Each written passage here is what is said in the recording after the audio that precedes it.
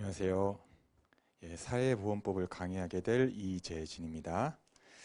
어, 프린트물 다 받으셨죠? 예, 이 프린트물 먼저 강의 계획서 보시면은요, 음, 교재는 에센스 사회보험법입니다. 그래서 이제 요즘 그 에센스 제가 공부할 때만 해도 에센스 사회보험법이 대세였던 것 같은데 요즘은 이렇게 다른 강사분들이 이렇게 쓰신 것도 많이 보시는 것 같아요. 그런데 에센스 사회보험법으로 공부를 하시려면 제 강의를 들으시는 게 가장 좋을 겁니다. 왜냐하면 일단 뭐 제가 2회 위주로 이 에센스 사회보험법을 잘 이해하실 수 있도록 가르치기도 하지만은, 그리고 또 하나는 그 이제 여러분들 이제 뭐 문제풀이 강의 뭐 이런 것도 있잖아요. 다른 분들은 그 자신의 교재를 쓰면서 이제 다른 뭐 문제집들도 보시고 이제 이러는데 저는 이 한 권으로만 합니다. 예. 그래서 어, 이번에 기본 이론 들으신 분들은 뭐 제가 굳이 문제풀이 들으시라고 권유하지 않아요. 그냥 요거 한 권으로 충분하고요. 그리고 뭐 문제풀이 강의 들으시는 분들 중에 기본 이론 안 드시고 문제풀이 강의 들으시는 분들이 많아요. 예. 그래서 그분들은 또 어떠냐 하면은 제가 이제 이렇게 얘기하거든요. 제 기본 이론을 들으면은 80점을 목표로 하시면 된다. 그리고 기본 이론 안 들으시고 문제풀이를 들으시면은 60점을 목표로 하시면 된다. 예, 따라오시는데 좀 힘드시겠지만 제가 이제 그렇게 말씀을 드립니다. 그래서 에센스 사회보험법 기본 이 교재로만 제가 강의를 한다라는 점 말씀을 드리고요. 그리고 이제 순서는 책 순서랑 약간 좀 달라요. 뒷장을 넘겨보시면 강의 계획표 보시면 원래 이제 지금 저희 이제 에센스 사회보험법 책은 사회보험법, 총론, 사회보장 기본법 뭐 그 다음에 이제 징수법이 나오거든요. 고용산재보험료 징수법이 나오는데 저는 고용보험법, 산재보험법부터 한 다음에 징수법으로 갑니다. 예, 그 다음에 이제 마지막에 연금법, 공공보험법 이제 이렇게 가고요. 예. 어, 그리고 이제 그 다음에 또 약간 조금 그 스테이플러 돼 있어가지고 그 몇 장 이렇게 한꺼번에 되어 있는 이 프린트물은 뭐냐면 이건 제가 만든 게 아니라 여기 그 에센스 사회보험법에 그 뒷페이지에 보시면 맨 뒤에 이 뒷면을 보시면 이렇게 써져 있어요. 노동법 교실을 통해서 언제든지 뭐 질문하고 답변을 얻을 수 있습니다. 이렇게 되어 있는데 여기 노동법 교실이라고 전시춘 교수의 노동법 교수라고 해가지고 이 URL이 나와 있잖아요. 이 URL에 가시면은 이 교재에 정오표 내지 추록이 실려요. 그래서 여러분들이 이제 시험 보기 직전에도 이쪽을 한번 들어가 보셔야 돼요. 그러면 이제 거기에 추록 내지 정오표가 또 실릴 수가 있거든요.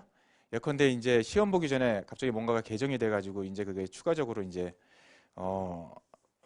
교재에 어떤 부분이 바뀌었는지를 이렇게 안내를 해주는데 가장 최근의 정오표를 제가 이제 다운받아가지고 이 학원에 요청을 해가지고 지금 이렇게 출력을 한 겁니다. 그래서 이거는 이 해당 페이지에 다다르면은 제가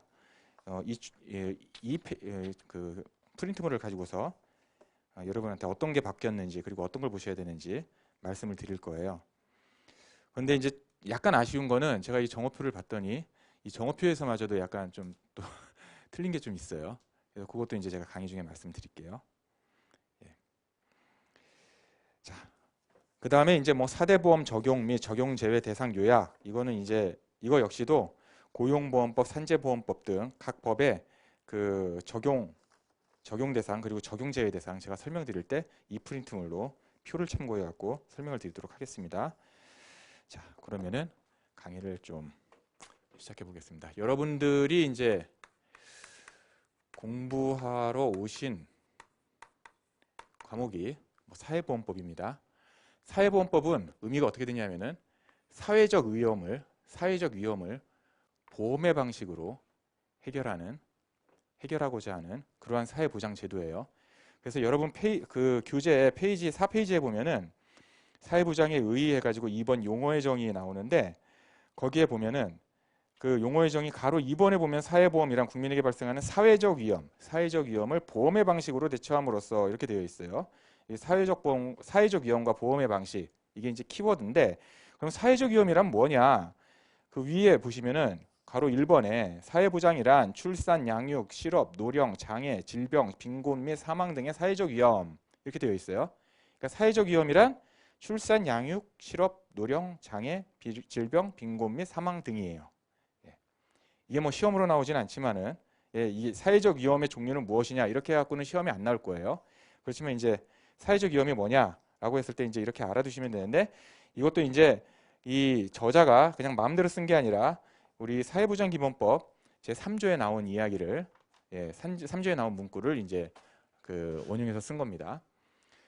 어쨌든 사회보험법이 이 사회적 위험을 보험의 방식으로 대처하고자 만든 법인데 이 법이 그러면은 법 체계상으로는 어떤 위치에 있느냐? 사회보험법을 흔히 그 사회법 중에 하나라고 이야기를 해요. 사회법의 종류가 사실 우리 노무사들이 그 시험 및 그 추후 그 업무를 할 때 노무라고 썼네요. 업무를 할 때 가장 많이 보는 가장 많이 공부해야 되고 가장 많이 이용을 해야 하는 노동관계법령, 노동관계법령이 대표적인 사회법이고요. 그리고 또 경제법이 있어요. 대표적으로 독점 규제 및 뭐 공정거래에 관한 법률, 그리고 이제 뭐 소비자보호법 이런 것들이 이제 사회법이에요. 그럼 이 사회법의 의미는 뭐냐? 사회법의 의미는 원래 전통적으로 예전에는 공법 아니면은 사법 이렇게 이제 법을 나눠요. 사회법은 이 중간에 위치한 법이다라고 얘기를 해요. 그래서 공법은 뭐냐 하면 공법은 사인보다 개인보다 우월한 지위에 있는 국가와 개인 간의 관계를 규율한 법이에요. 공법의 예가 대표적으로 헌법, 행정법, 그리고 각종 절차법, 소송법, 뭐 대표적으로 뭐 민사소송법, 형사소송법, 그리고 뭐 행정심판법 이런 것들이 공법이에요.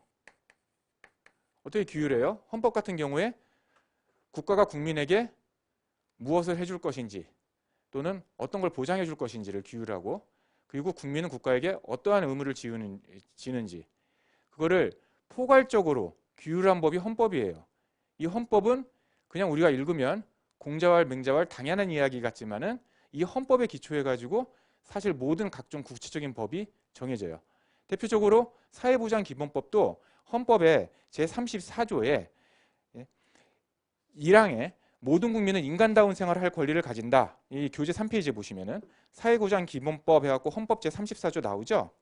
거기 보면은 1항에 모든 국민은 인간다운 생활을 할 권리를 가진다. 이렇게 되어 있고 2항에 보면은 국가는 사회보장, 사회복지의 증진에 노력할 의무를 진다. 이렇게 규정을 해놓으니까는 사회보장기본법을 만들게 된 거예요. 그리고 사회보장기본법에 기초를 해가지고 각종 제도를 또 만들고 이렇게 된 겁니다. 그리고 행정법도 마찬가지죠. 행정법도 그렇고 소송법 예를 들어볼까요? 민사소송법, 형사소송법. 자, 국민에게 재판받을 권리가 있어요. 재판받을 권리가 있는데 그걸 구체적으로 어떻게 보장할 것이냐? 국가가 어떻게 보장할 것이냐? 소송법을 만들어 놓은 거예요. 민사소송 절차, 이러이러한 절차에 따라 가지고 이러이러한 요건을 갖추면 소송을 하게 재판을 받게 해드릴게요. 형사소송법도 마찬가지고요. 행정심판법 같은 경우에도 행정청의 처분에 대해서 불만을 갖는다, 불복하고 싶다 했을 때 어떠한 절차에 의해서 행정청에게 이의를 제기할 수 있는지 그리고 어떻게 심판을 받을 수 있는지를 즉 국가기관인 행정청에 대해서 어떻게 우리가 불복 절차를 거칠 수 있는지를 개인이 규율한 법을 그거를 행정심판법이라고 그래요. 결국 요컨대 공법이라는 거는 우월한 지위에 있는 국가와 그리고 개인 간의 그러한 관계를 규율한 법이다. 그 예를 이제 제가 들었고요. 반면에 사법은 뭐냐면은 개인과 개인, 대등 당사자인 개인과 개인의 관계를 규율한 법이에요. 대표적인 게 민법이죠. 그리고 상법이죠. 민법 같은 경우에 이 생각을 해보면 되죠. 민법에 의사표시의 법리라고 있어요. 그래서 뭐 그 착오, 사기, 강박에 의한 의사표시는 뭐 취소하거나 또는 뭐 원천적으로 무효이거나 이제 이런 얘기가 왜 쓰여져 있냐? 대등 당사자 간에 어떤 계약을 했을 때 그러한 속임수를 쓰면 안 된다는 거예요. 그래서 이제 개인 당사자들, 대등한 개인 당사자들 간의 관계를 규율한 법이 사법이다. 그런데 이 공법과 사법만으로는 뭔가 이렇게 사회를 정상적으로 규율할 수 없는 그런 영역이 사회가 발전하다 보니까는 생긴 거예요. 대표적으로 과거에는 우리 노동관계가 어떻게 보면 민법적인 관점에서 보면은 그냥 대등 당사자 간의 그러한 계약이었어요. 근로계약을 맺으면은 민법적인 관점에서 보면은 해고도 자유롭게 할 수 있어야 돼. 계약 해지를 할 수 있어야 돼. 사용자가 속이지 않는 한. 그리고 그 계약서의 내용이 뭐 기본적으로 근로자도 다 알고 있었고 거기에 무슨 속임수도 없었고 그리고 그 근로자가 뭐 의사 능력이나 뭐 행위 능력이나 뭐 이런 부분들이 그 부족해 가지고 거기에 대해서 이제 이 계약의 내용 자체를 약간 좀 뭐 이렇게 제한하거나 이제 그 부인하거나 이럴 수 있는 것들이 아니라면은 사실은 사용자가 근로자에 대해서 해고도 마음대로 할 수도 있는 거고요. 그 계약서에 쓰여져 있다면. 예. 그런데 그리고 이제 또 뭐 징계라든지 각종 인사처분도 마음대로 할 수 있는 것이고 그 이미 이제 계약할 때 이제 양자 간에 동의를 했다면. 그런데 가만히 보니까 이게 실질적으로는 대등 당사자가 아닌 거예요. 형식적으로는 대등 당사자인데. 어쩔 수 없이 이 자본주의 사회에서는 그 회사가 기업이 근로자보다 힘의 우위를 점할 수밖에 없더라. 계약을 할 때. 그러니까 입에 풀칠하게 바쁜 근로자들이 그 불리하게 계약을 할 수도 있더라. 그 보이지 않는 실질적인 그런 관계에서. 그러면 이들을 어떻게 보호해야 될 것인가? 그런 고민에서 이제 나오는 게 바로 이제 노동관계 법령인 거죠.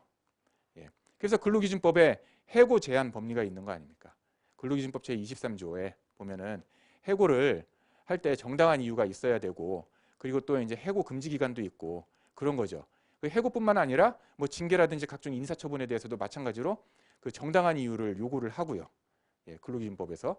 그리고 이제 노조법에서 보장하는 거는 이 사람들이 또 보니까는 그 근로자 개인과 기업 간에는 뭔가 이제 근로조건, 노동조건에 대해서 서로 협의를 할 때 결국 대등 당사자가 아니다 보니까는 개인이 이렇게 그 회사와 협의를 하면은 불리한 그런 근로조건에 많이 승복을 할 수밖에 없겠더라. 그래가지고 단결권을 보장을 하고 단체 교섭권, 단체 협약권 이런 것들을 이제 단체 행동권 이런 것들을 이제 보장을 하는 게 노조법을 통해서 보장을 하는 게 그 실질적인 대등 관계를 만들게 하기 위함인 거죠. 그거를 이제 헌법에서도 보장을 하고 있고 노동상권을. 예. 이게 사회보험법도 그렇게 볼 수 있습니다.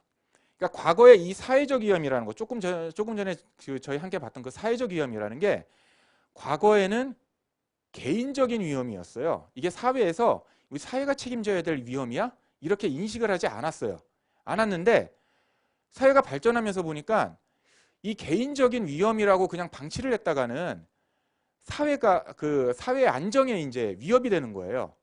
그러다 보니까 이거를 해결하기 위해서 이제 각종 이제 사회보장제도가 만들어져요. 제가 좀 이따 다시 한번 설명을 드리겠지만 그러면서 이제 사회에서 이거는 개인의 위험이 아니라 사회적인 위험이다라고 인식을 하고 그 사회적인 위험을 그 국가가 해결해 주기 위해서 이제 사회보장제도를 만드는 거예요.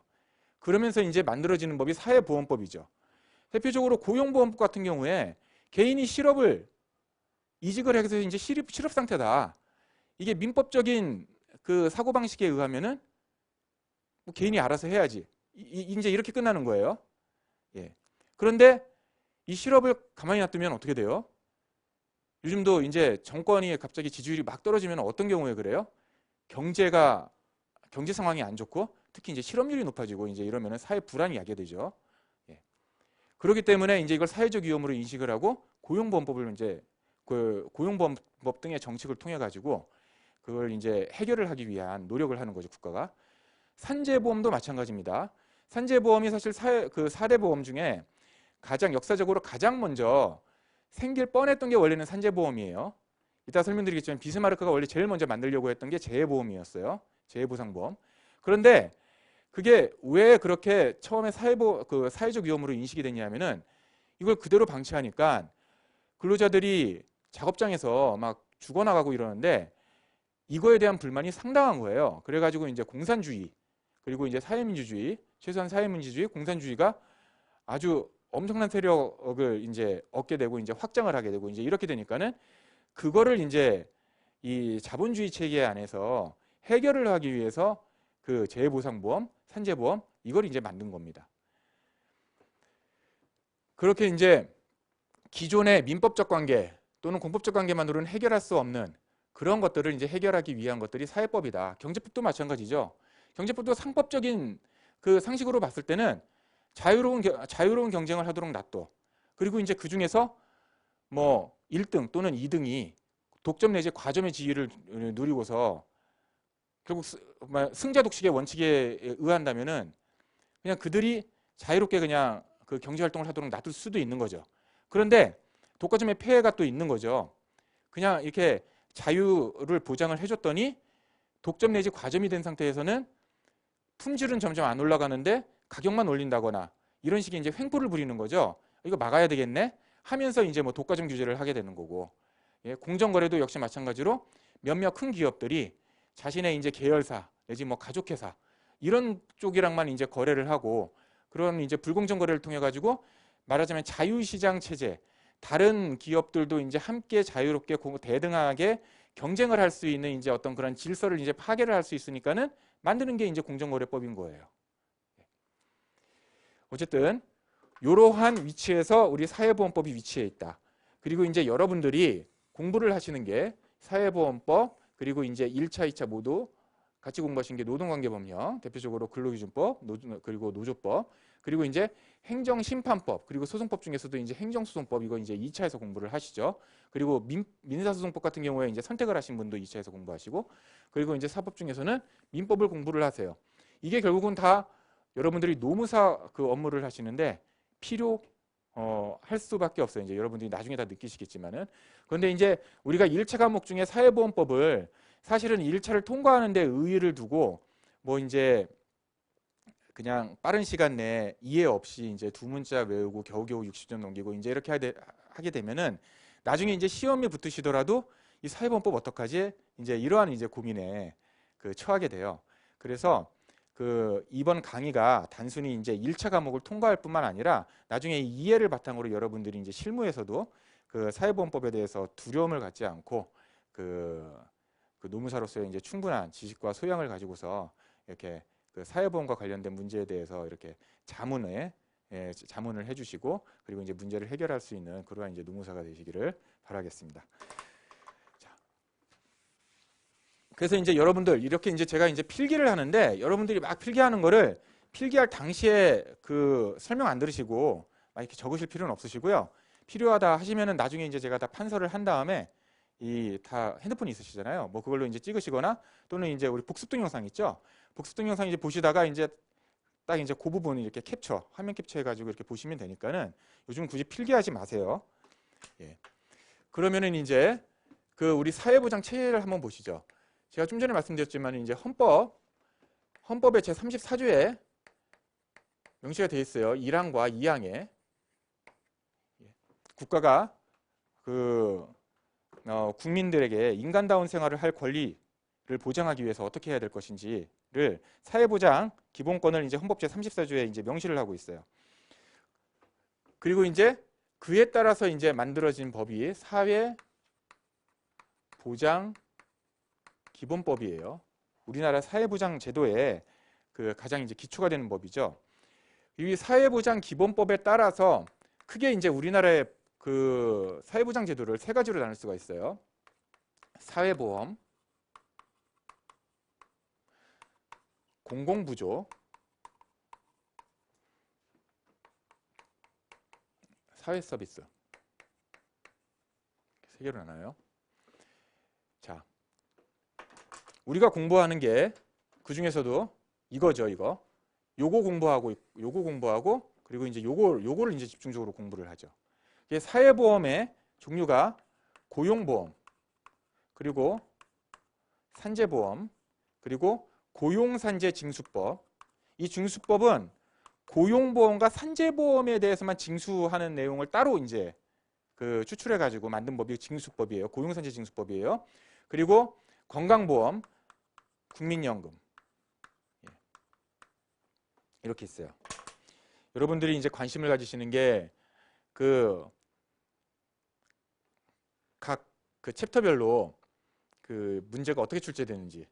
자, 전통적으로 보면은 이제 이렇게 돼요. 4문제, 6문제, 6문제, 4문제, 2문제, 2문제 이렇게 되는데 요즘 경향이 어떠냐 하면은 사회보장기본법은 이제 뭐 3문제 정도만 나오는 경우도 있고 어쨌든 이렇게 해갖고 다 더하면은 몇 개가 되냐면은요. 우리가 원래 25문제죠. 이렇게 더하면 이제 24문제예요. 한 문제 어디 갔냐? 한 문제는 주로 이제 여기서 이제 하나가 더 더해져요. 이쪽에서. 그런데 이제 요즘 추세가 사회보장기본법이 4문제에서 이제 3문제로 주로 갖고 나오고 징수법이 이제 이거 더하기 이거 해가지고 이제 6문제 나오는 경우도 있고 그래요. 징수법의 비중이 이제 좀 높아지기도 하고 그래요. 어쨌든 여러분들께서 이제 보시면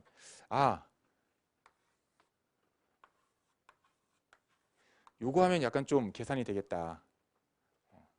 예, 웬만큼 점수를 확보를 할 수 있겠네. 예, 그 생각이 맞습니다. 그래서 저도 강의 비중을 어떻게 하냐면은 이쪽에 집중을 해요. 이쪽에 집중을 해요. 그리고 이제 건강과 연금 같은 경우는 나중에 이제 그 뭐 중요한 부분에서 나오면은 한 문제 정도 맞출 수 있도록 그렇게 이제 여러분들께 안내를 해드리고 있어요. 그리고 이제 고용산재 이야기를 하면서 건강과 국민연금과의 차이점을 간혹 얘기할 때가 있어요. 그럴 때 이제 그걸 그냥 흘려 들으시지 마시고 건강과 국민연금을 따로 공부하지 않더라도 그 차이점만 잘 들으셔도 그 한 문제씩 맞출 수가 있어요. 이게 제가 기출 문제를 이렇게 해보면은 이렇게 쭉 리뷰해 보면은 어떤 해에는 그 차이점만 잘 알아도 2문제를 다 맞출 수 있는 건강이나 연금에서 2문제를 다 맞출 수 있는 경우도 있었어요. 그러니까는 이게 고용산재 말씀드리면서 국민연금 건강보험에 대해서 이제 이 차이점 말씀드릴 때도 그거는 이제 꼭 그 체크해서 이해해 두시기 바랍니다. 지금 이런 상황이고요. 그래서 이제 기본적으로는 우리 전략이 어떻게 되냐면은 이거를 다 맞추는 걸 목표로 공부를 한다라고 하면은 다 맞추면 몇 점이 돼요? 25문제 중에서 21문제를 맞추면은 한 문제당 4점씩이잖아요. 84점이 돼요. 예. 그런데 사람이라는 게 뭐 이게 다 공부한다 그래갖고 다 맞출 수는 없겠죠. 그럼 이제 뭐 여기서 한두 문제 틀린다 그러면 이제 80점 내지 76점이 되는데 그러면은 반대로 건강이나 국민연금 4문제 다 놓치냐? 그렇지는 않아요. 한번 보면은 제가 아까 전에 말씀드렸던 대로 우리 이제 차이점 뭐 이제 이렇게 설명드리는 거 그래서 이 4문제 중에 한 문제 정도는 맞출 수가 있어요.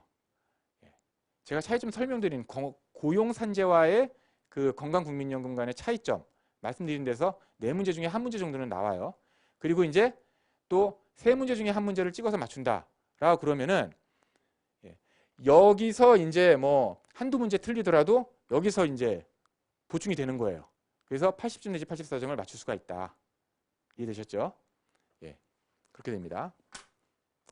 자, 그러면은 우리가 이 사회보험법 아까도 계속 말씀드리지만 사회적 위험을 보험의 방식으로 대처를 한다라고 말씀을 드렸는데 이 위험이 어떻게 사회적 위험으로 인식이 돼서 우리가 사회보장 체계가 사회보험 공공부조 사회서비스 이러한 체계로 만들어졌는지를 제가 이제 좀 잠깐 오리엔테이션 목적으로 좀 설명을 드리겠습니다.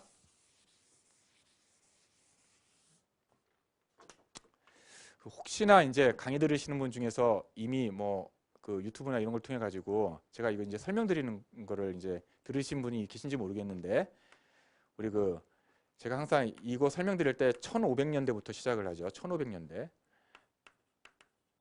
1500년대 그때 이제 영국에서는 원래 영주들의 성 안에 이제 뭐 이렇게 사람들이 살고 여기에 이제 뭐 이렇게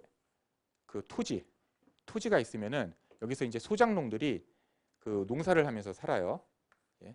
소작농들이 농사를 해가지고 이제 소출의 상당 부분은 이제 이 영주에게 바치고 나머지를 가지고 이제 본인들이 이제 먹고 사는데 이 소작류만을 가지고서는 이제 충분히 먹고 살 수가 없는 거예요. 예. 예전에 이제 봉건 시대에는 그러다 보니까 이 영주들이 이렇게 있으면 이들 영주들이 이렇게 성을 만들어 놓고서 이제 울타리를 쳐놓고 있지 않은 그런 이제 공지가 있어요. 공지. 이러한 공지들의 이제 소작농들이 조금씩 이제 텃밭을 가꾸는 거예요. 자기들이. 그래가지고 이제 이 소작료로는 이제 부족한 생활을 이제 메꾸는 거죠. 그러면서 이제 살아가고 있었어요. 살아가고 있는데 이 영주들이 보니까는 이 영국이 이제 양모를 수출을 했거든요. 그러니까 양의 털을 가지고서 이제 그 옷감을 만들어 가지고 이제 수출을 했는데 그게 질이 좋아 가지고 이제 그 수출이 잘 됐어요. 그러니까 이윤이 많이 남고 그러다 보니까 이제 당연히 양모에 대한 수요도 많아질 거 아니에요? 비싸단 말이에요. 그러니까 야, 이게 이런 땅에다가 양들 키워 가지고 우리가 팔면은 그 양털 깎아 가지고 팔면은 돈 꽤나 벌 수 있겠네라고 해 가지고 어느 순간부터 이제 이 소작농들이 짓는 이 텃밭을 그 너희들 나가 하고서 이제 양을 키우기 시작한 거예요. 그러면서 이제 이 사람도 키우고 이 사람도 키우고 이제 이렇게 되니까는 어떻게 돼요? 야, 이거 저기 뭐야 울타리 쳐야 되겠네. 그게 인클루저 운동이에요. 인클루저 울타리 치는 거. 예, 이게 인클루저 운동이에요. 인클루저 운동으로 양들을 키우기 시작하니까는 여기 소작농들의 텃밭에다가 소작농들이 먹고 살 수가 없는 거예요. 그래가지고 어디로 나가냐 하면은 이제 그 근처에 이제 그 공업 도시로 이제 나가는 거예요. 이건 이제 이상하게 그렸네. 예, 공장 이제 연기나는 이 도시로 이 사람들이 이렇게 모여들기 시작해요. 그러니까 이게 공장주 입장에서는 노동력이 풍부해지죠. 풍부해지니까는 헐가스 사람들을 이렇게 사용할 수 있는데 이 사람들 입장에서는 반대로 일자리를 구하기가 어려워져요. 다수의 불황자들이 생겨나요. 그래서 이제 이 사람들의 생활이 이제 이렇게 비참해지니까 여기서 쫓겨난 사람들의 생활이 그 당시에 이제 토마스 모어라고 유토피아 쓴 사람이 그 유토피아의 책에 그렇게 써놨잖아요. 영국에서는 순한 양이 사람을 잡아먹는다고. 순한 양이 사람을 잡아먹는다라는 구절이 바로 이 사회 현상을 가리키는 말이에요. 이 인클루저 운동에 따라 가지고 이 사람들이 이렇게 불황자가 되고 근데 이 사람들의 숫자가 점점 많아지니까는 이게 이제 사회 불안 요소가 되는 거예요. 불만을 가지고 언제 뭐 폭동을 일으킬 수도 있고 뭐 이렇잖아요. 그러니까는 엘리자베스 1세 여왕이 이제 어느 순간 이거를 이제 심각하게 본 거예요. 그냥 놔두면은 내 왕위가 위험해지네. 이제 이렇게 되는 거예요. 그래가지고 이걸 어떻게 해결하지? 해가지고 고민을 하다가 1601년에 구빈법이라고 만들어요. 구빈법이라고 만드는데 이게 바로 공공부조. 역사적으로 이게 공공부조의 효시가 됩니다. 그러니까 이 전까지만 하더라도 국가가 구빈법이라는 걸 만들어 가지고 경제적 능력이 없는 국민들을 먹고 살게 해줄 생각을 안 했어요. 그 전에는 여러분들 이제 이 생각을 하시면 됩니다. 우리가 아직도 이제 시골 마을 가면은 있는지 모르겠는데 저 어렸을 때만 해도 저희 외갓집이나 친가를 가면은 그 마을에 보면은 같은 성씨를 가지신 분들이 살아요. 그러니까 옛날에 이제 조상을 2대 3대 올라가면은 사실은 한 조상인 분들이에요. 일종의 시종 마을 같은 거죠. 이 시골에 내려가면. 그러면은 그 시종 마을에서는 어떻게 되냐면은 누구 한 명이 뭔가 불행을 당했다. 누구 한 명이 그 이제 경제적 능력이 없어졌다라 그러면은 다른 친인척들이 도와주는 거예요. 그런 식으로 해결을 했어요. 국가가 개입하지를 않았어요. 그래서 이제 혹시 아시는지 모르겠는데 그 구약 성경에 보면은 예전에 이제 이런 게 나와요. 형이 죽으면은 동생이 형의 아내를 취해야 한다. 뭐 이런 게 나와요. 근데 그 동생이 그 형수 취하기를 거부를 하다가 이제 벌을 받고 그래요. 그럼 이제 그거를 처음 접하는 사람들은 아니 이게 무슨 성경에 근친상간이 나오고 이런 폐륜적인 그 이야기가 있지? 그런데 그 시대에는 뭐였냐면은 그게 일종의 복지였어요. 그러니까 그 시대에는 그 육체적인 힘이 그 개인의 삶을 안전을 보장을 해줬잖아요. 그래서 이제 남성들이 이제 농경 사회에서 이제 힘을 가질 수밖에 없었던 것이 그러다 보니까는 여성들은 결혼을 통해 가지고 이제 그 남편한테 자신의 삶을 위탁을 했는데 이 남편이 죽으면은 이 생활의 안정이 완전히 안정적인 기반이 완전히 무너져 버리는 거예요. 그러니까는 그 가족들 중에서 동생이 취해라. 형수를 취해가지고 형수뿐만 아니라 형수의 가족들까지 다 취해가지고 네가 책임져라. 이제 이런 건데 이게 이제 그 당시에는 상식이었는데 지금은 이제 이상한 그런 그 제도처럼 보이죠. 그게 이제 사실은 그 자본주의 사회가 발전을 하면서 국가가 이제 사회적 위험으로 인식을 한 거예요. 이러한 위험을. 그래서 이제 그 사피엔스라는 책에서도 유발 하라리가 제가 지금 했던 말을 해요. 사실은 이제 제가 하는 말이 아니라 이런 학자들이 하는 말이에요. 자본주의 사회가 발전하면서 이런 개인적인 위험을 이제 국가가 그 책임지는 그러한 이제 사회보장제도 등이 발달을 하기 시작했다라고 이제 이야기를 합니다.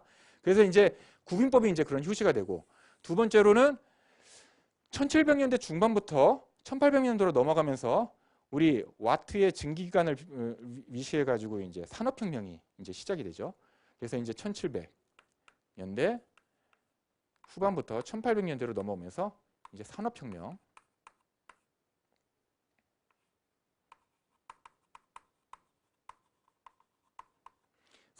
이제 그 영국에서 이제 시작해가지고 세계를 강타를 하는데, 이때만 하더라도 제가 아까 말씀드렸던 그런 사회법의 개념이 없었어요. 그러니까 당연히 노동법도 없죠. 자, 그러니까는 어린아이들을 저임금으로 이렇게 막 일을 시키고, 어린아이뿐만 아니라 뭐 이제 저처럼 이제 나이가 든 성인도 마찬가지로 그 생산 수단이 없으면은 이런 사업주들에 의해서 저임금으로 이제 생활을 할 수밖에 없는 이제 이런 상황인데, 어느 정도 저임금이었냐면요. 여러분들이 이제 지금도 검색해 보면 나옵니다. 산업혁명 시대 우울한 자본주의 이렇게 쳐보면은 뭐가 나오냐면요. 그 당시에 영국의 노동자들이 어느 정도 저임금이었냐면은 돈을 좀 버는 사람들이 관에서 잤어요. 관에서. 살아있는 노동자들이 관에서 자는 게 그게 약간 좀 돈이 있는 노동자들이 자는 곳이었어요. 돈이 없는 노동자들은 의자에 앉아가지고 빨랫줄 같은 거 거기에 이제 자기 몸을 기대서 자는 그런 흑백 사진이 있어요. 그래서 이제 이 시대를 우울한 자본주의라고 해요. 우울한 자본주의. 그러다 보니까 1800년대 그 전반에 엥겔스, 막스 등이 이제 그 사회주의, 공산주의 이론을 이제 만들기 시작하죠. 이 우울한 자본주의는 이게 사람이 살 수 있는 그런 세상이 아니다. 사람이 살 만한 세상을 만들자라고 하는 게 이제 사회주의, 공산주의예요. 그래서 이제 사회주의, 공산주의가 태동을 하고, 이게 이제 힘을 얻기 시작해요. 단순히 태동을 하는 게 아니라 힘을 얻기 시작합니다. 그래서 이제 독일 같은 경우에 막 의회에도 진출해요. 사회주의자, 공산주의자가. 거기다가 이제 또 독일에 에두하르드 베른슈타인 이라고 그 사회민주주의, 줄여서 이제 사민주의, 사회민주주의를 이제 또 주창을 하는 또 사람이 나타나는데, 이 사회민주주의도 원래 이 에두하르드 베른슈타인도 원래는 막스 엥겔스 주의자였어요. 근데 이제 그 사람이 생각하기에는 이게 어차피 사회주의 공산주의 혁명을 일으켜 가지고 그 노동자 계급이 이제 제일 그 높은 위치에서 정권을 잡는다 하더라도 결국 사람만 바뀌는 거 아니야? 라는 생각이 들어 가지고, 우리가 지금 원하는 거는 사람 살 만한 세상인 거지, 뭐 이렇게 원래는 기존에 A라는 사람이 정권을 잡았다가 B라는 사람으로 이제 권력을 교체하는 그런 건 아니잖아 라는 생각에서, 그러면 기존에 그 자본주의에서 좀 이런 폐단들을 좀 없애면 되겠네 라고 이제 만들어진 게 사회민주주의예요. 어쨌든 이런 세력들이 합쳐져 가지고 뭔가 이제 기존의 세력들, 기존에 이제 정권을 잡은 세력들한테는 그 위협을 느끼게 이제 이렇게 만드니까는, 그 당시에 이제 철혈제상 비스마르크가 이 불만을 없애야 되겠다. 얘네들이 이렇게 세력을 키우는 불만을 없애야 되겠다라고 해가지고 고민하다가 만든 게 아까 제가 말씀드렸던 대로 뭐예요? 사회보험인 거예요. 사회보험.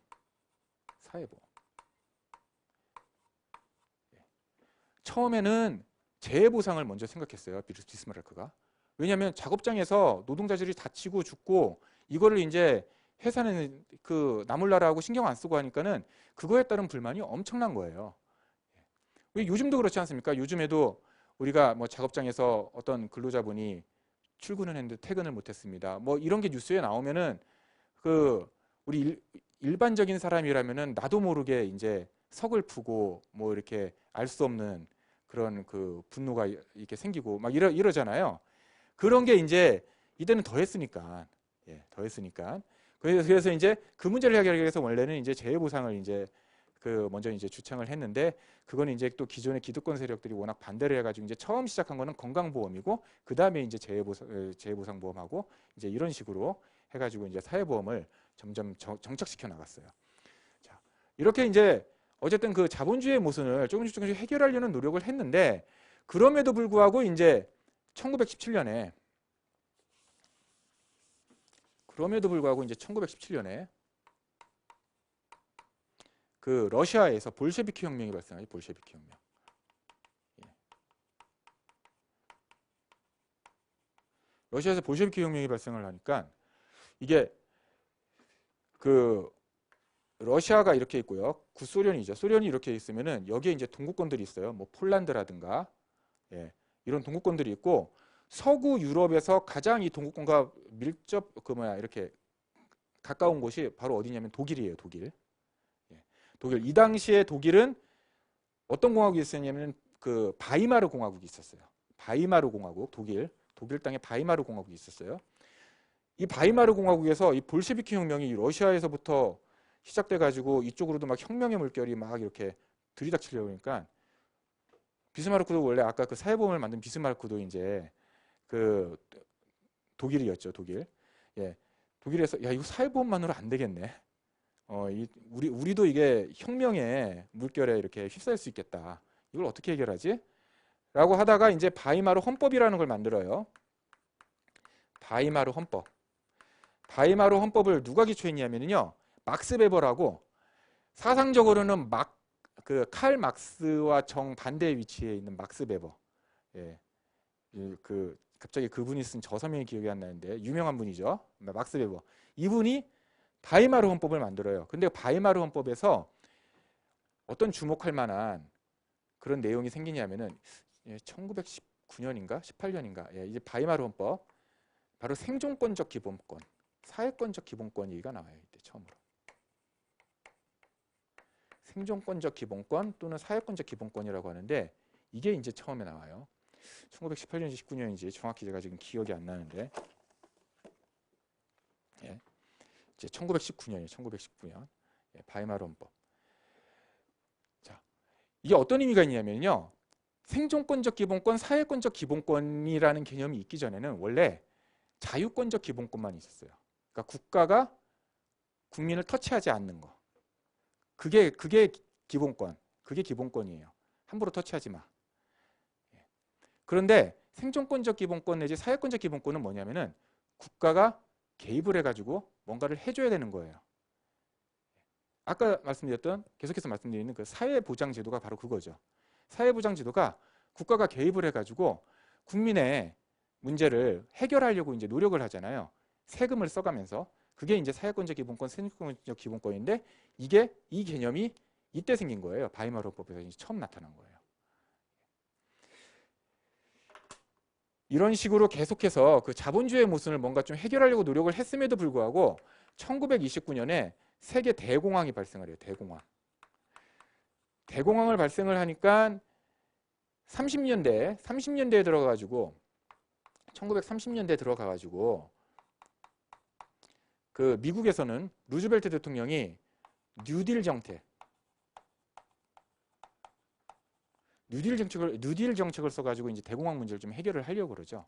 실업이 대량으로 발생하고 이러니까는 국가가 좀 돈을 써가지고 지출을 해가지고 뭐 이렇게 그 댐공사, 저 테네시주 이쪽에 이제 댐공사 하게 만들고, 거기서 이제 좀 그 고용을 좀 창출해가지고 뭐 이렇게 다시 좀 경제를 살리려는 그런 정책을 폈는데, 이 정책이 원래는 이 대공황 발생 이전까지만 하더라도 여전히 상상하기 힘든 정책이었어요. 자본주의 사회에서는.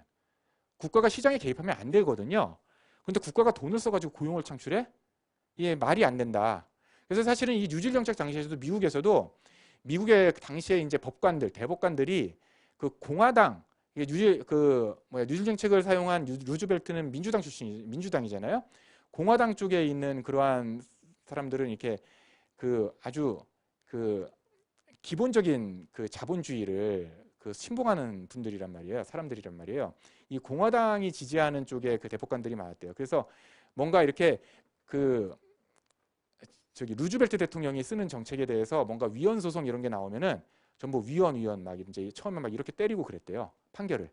그래가지고 처음에 뉴딜 정책이 그 상당히 그 어려움에 처해 있었는데 나중에 이제 그 어떤 계기를 통해 가지고 이제 그 대법관 쪽 분위기가 바뀌어가지고 나중에는 이제 뉴딜 정책에 대해서 이제 더 이상 이제 위헌이라고 이제 하지 않는 그렇게 이제 좀 그 분위기가 바뀌었다고 하는데 어쨌든 이게 뉴딜 정책도 처음에는 사실은 경제적인 어떤 경제학적으로는 좀 이단화 같은 그런 정책이었던 거예요. 그런데 대공황이 발생을 하니까는 일종의 극약 처방처럼 이제 쓰기 시작했는데 이 뉴딜 정책과 거의 동시에 이제 나온 이론이 뭐냐면 케인즈 이론이에요. 영국에서 케인즈라는 분이 지금은 이제 경제학을 하시거나 또는 경영학을 통해 가지고 뭐 경제를 좀 교양학으로 공부하신 분들은 아시겠지만은 케인즈 이론, 케인즈 학파가 우리 고전 학파만큼이나 이게 양대 산맥이잖아요. 되게 유명한 이론인데 이게 이때만 하더라도 케인즈 이론이 이 이전만 하더라도 약간 이단화 같은 상상할 수 없었던 이론인 거예요. 전혀 새로운 이론 케인즈 이론이 결국 뭘 뒷받침하는 거냐면은 기존의 자본주의는 그 자본주의는 그냥 시장을 그냥 방치하는 건데 이렇게 시장을 방치하고서는 이게 정상적으로 이렇게 시장에 보이지 않는 손에 의해서만 이렇게 정상적으로 그 세상이 돌아가지 않는다. 그래서 정부가 적절하게 개입을 해줘야 된다라는 거를 이론적으로 뒷받침한 게 케인즈 이론인 거예요. 그래서 뉴딜 정책과 케인즈 이론이 이게 뭐 이런 얘기들이 있어요. 케인즈 이론에 의해서 뉴딜 정책이 영향을 받았다. 아니다. 뭐 둘은 이제 서로 독립적으로 나왔다. 왜냐하면은 이 케인즈 이론은 케인즈라는 학자가 이제 영국의 그 경제학자거든요. 캠브리지 대학에 있었던. 근데 뉴딜 정책은 미국이란 말이에요. 그리고 이제 그 순서도 뉴딜 정책을 먼저 실시하고 케인즈 이론을 창시한 케인즈 이분이 한 1년 뒤엔가 이제 케인즈 이론을 실은 그 책을 내요. 그러니까 뉴딜 정책이 케인즈 이론에 처음부터 영향을 받아가지고 이제 뉴딜 정책이 만들어진 건 아니다. 뭐 이제 이런 얘기들이 있는데 어쨌든 나중에는 이제 이게 두 개가 이 이론이 이거를 뒷받침하면서 루즈벨트 대통령이 이 케인즈의 그 조언도 많이 받았다고는 하더라고요. 어쨌든 제가 이 얘기를 왜 장황하게 얘기하냐면은 이러한 시대적인 상황 속에서 말하자면 이제 정부의 개입이 시장 지상주의에서 이제 정부의 개입이 이제 점점 더 현실적으로 이제 필요해지기도 하고 합리화되기도 하고 이제 이런 상황이 된 거예요. 이런 상황 속에서 다시 영국에서 베버리지라는 학자가 이제 베버리지 보고서를 이제 또 만들어요. 이때는 아마 1940년대 아마 이럴 거예요.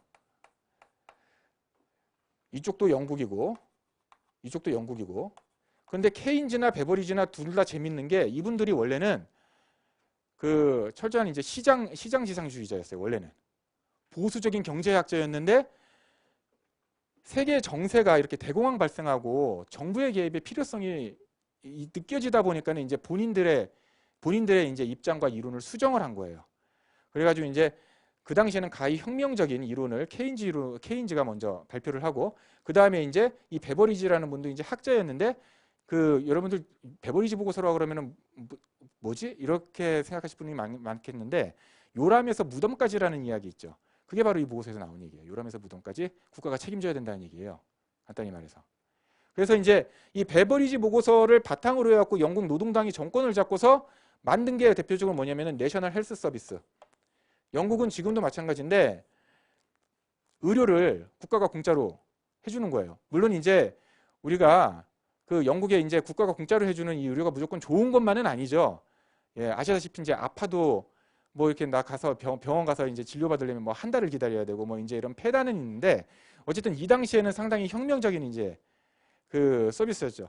지금 우리 그 공공부조 사회보험 뭐 사회 서비스 중에서 그 굳이 이제 가까운 걸 대자면은 이제 공공부조에서 의료급여와 이제 좀 비슷한 건데 의료급여는 그런데 우리가 이제 보통 이제 현금으로 주는데 이건 아예 그냥 무상으로 이제 의료 진료를 해주는 이제 그런 서비스니까는 완전히 이제 동일하진 않은데 어쨌든 이렇게 내셔널 헬스 서비스를 이제 제공을 해주고 하니까 이제 어떤 또 문제가 파생이 되냐 하면은 과거에 이제 이렇게 의료 서비스를 못 받고 저기 이렇게 별세를 하셨던 노인분들이나 그리고 이제 아픈 분들이나 이런 분들이 연명을 하게 된 거예요. 어쨌든 이렇게 의료 서비스를 받고 연명을 하게 되니까 이 사람들을 또 돌봐야 되는 거예요. 그런데 이게 이제 이 사람들만을 돌보기 위해서 이제 뭐 가족들이 다 매달릴 수는 없잖아요. 그러니까 뭔가 돌봄 서비스가 필요하네. 뭐 이제 이러던 차에 또 이때 이제 1940년대, 1950년대 되면서 또 북유럽, 뭐 스웨덴이나 이런 북유럽에서 또 여성의 사회 진출도 이제 활발해져요. 여성의 사회 진출이 활발해져요. 여성의 사회 진출도 활발해져요. 그러니까 여기서 이제 노인 돌봄의 필요성이 증가가 되고 여기서도 마찬가지로 노인 돌봄 그리고 플러스 아동 돌봄 예, 그리고 여기 뭐 장애인 돌봄 이런 수요들이 많아지잖아요. 그래서 아 이것도 결국 국가가 해줘야 되나? 라고 해가지고 이제 하기 시작한 게 뭐냐면은 바로 사회 서비스인 거예요. 사회 서비스. 협의의 사회 서비스 의미는 이런 돌봄 서비스 제공하는 거예요. 예, 이런 것들이에요. 이렇게 해서 보니까 모양새가 어떻게 돼요? 아까 제가 원래 말씀드렸던 대로 자 생존권적 기본권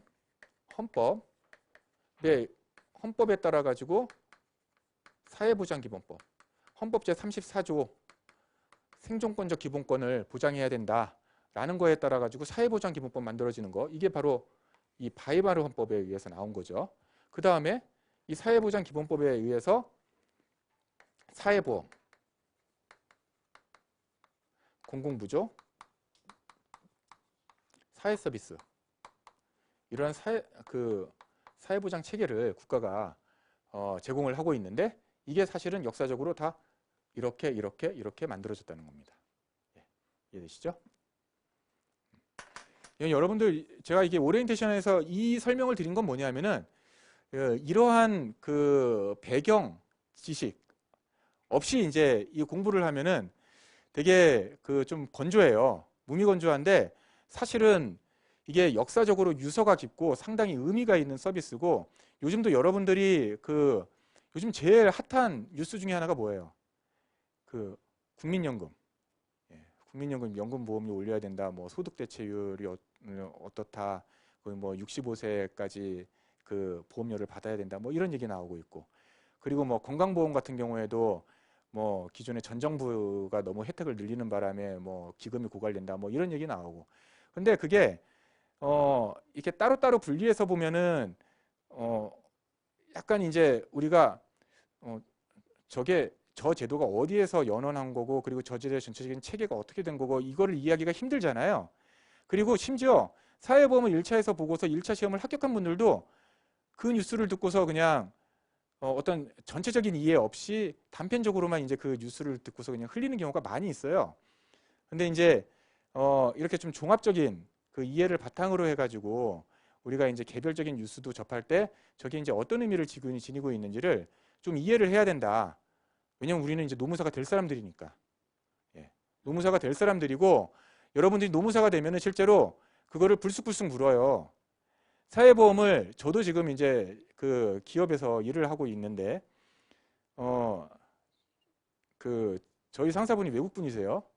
근데 이제 본인의 자녀가 이제 외국 학교에 있는데 이제 본인이 이제 이게 외국인 학교에 뭔가 이제 부모 중에서 약간 좀 뭐랄까 학부모 회의에 뭐 이렇게 이사 뭐 이런 아마 좀 위치에 있으신가 봐요. 그러니까 거기에 뭐 교장이나 이제 이사장 이런 분들이 가끔 이제 묻나 봐요.